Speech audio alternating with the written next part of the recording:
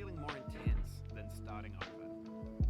If you deleted your homework the day before it was due, as I have, or if you left your wallet at home and you have to go back after spending an hour in the commute, if you won some money at the casino and then put all your winnings on red but it came up black, if you got your best shirt dry cleaned before a wedding and then immediately dropped food on it, if you won an argument with a friend and then later discovered that they just returned to their original view, starting over is harder than starting up. If you're not ready for that, like if you've already had a bad day, then what you're about to go through might be too much.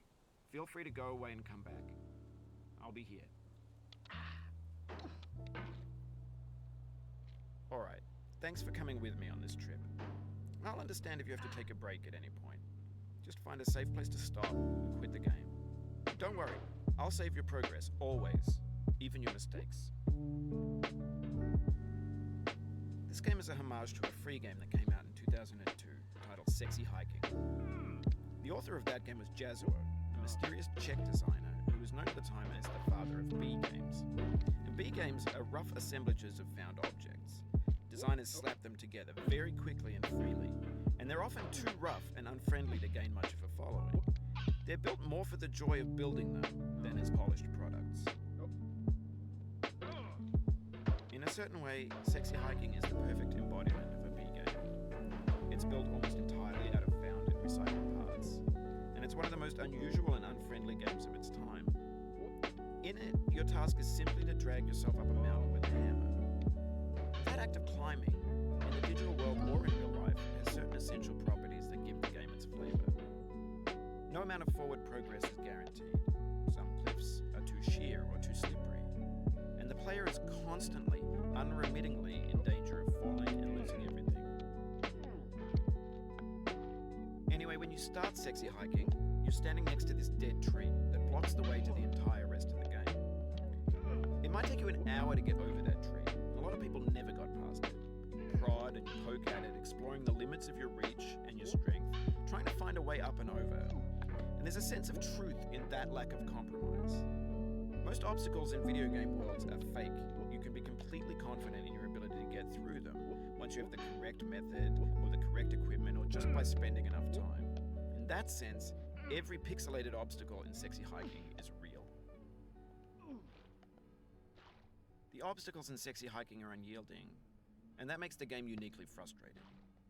But I'm not sure Jazuo intended to make a frustrating game. The frustration is just essential to the act of climbing, and it's authentic to the process of building a game about climbing. A funny thing happened to me as I was building this mountain.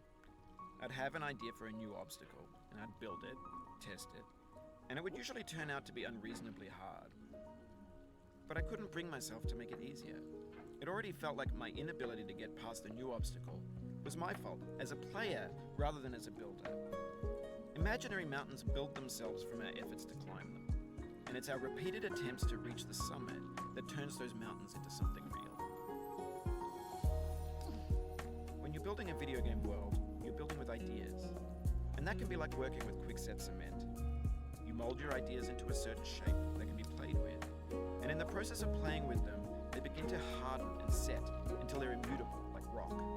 And at that point, you can't change the world, not without breaking it into pieces and starting fresh with new ideas. For years now, people have been predicting that games would soon be made out of prefabricated objects, bought in a store and assembled into a world. And for the most part, that hasn't happened, because the objects in the stores are trash. I don't mean they look bad or that they're badly made, although a lot of them are. I mean they're trash in the way that food becomes trash as soon as you put it in the sink. Things are made to be consumed and used in a certain context, and once the moment is gone, they transform into garbage. In the context of technology, those moments pass by in seconds. Over time, we've poured more and more refuse into this vast digital landfill that we call the internet. It now vastly outnumbers and outweighs the things that are fresh and untainted and unused. When everything around us is cultural trash, trash becomes the new medium, the lingua franca of the digital age.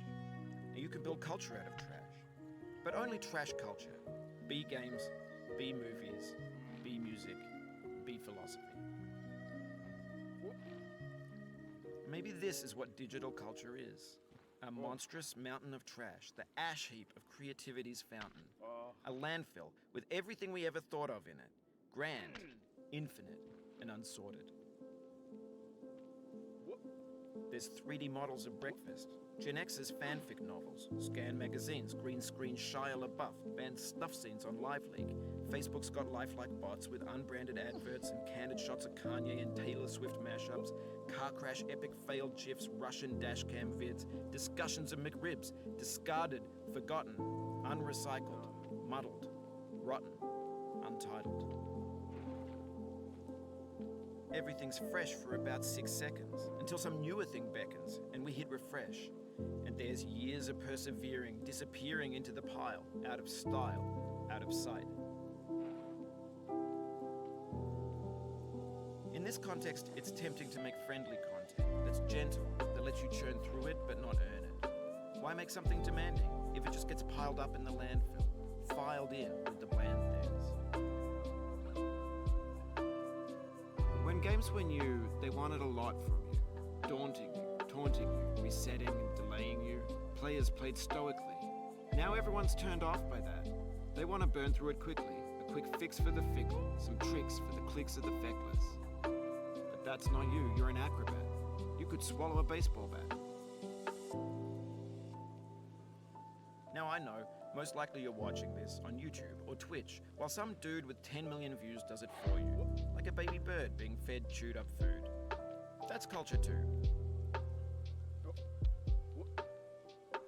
But on the off chance that you're playing this, what I'm saying is, trash is disposable, but maybe it doesn't have to be approachable. What's the feeling like? Are you stressed? I guess you don't hate it. You got this far, feeling frustrated. It's underrated. An orange is sweet, juicy fruit locked inside a bitter peel. That's not how I feel about a challenge. I only want the bitterness. It's coffee. It's grapefruit. It's licorice.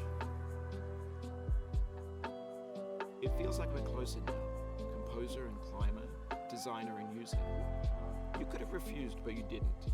There was something in you that was hidden, that chose to continue.